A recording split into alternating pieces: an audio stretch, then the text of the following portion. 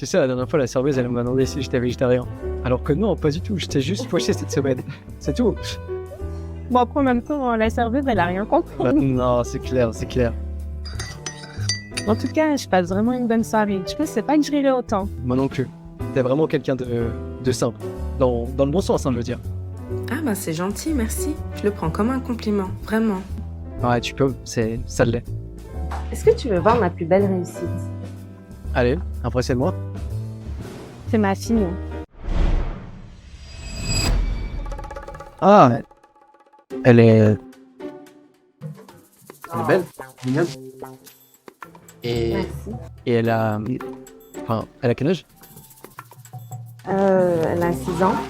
Ok, c'est cool. C'est un bel âge. Merci. Oh, elle a fait une grosse erreur. Devinez c'est laquelle?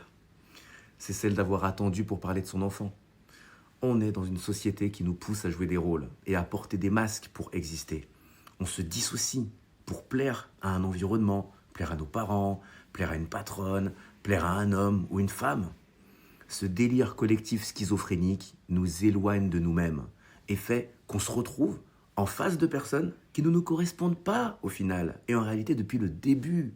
Mais personne ne peut le savoir, puisqu'on n'est pas dans la vérité, mais on est dans le mensonge.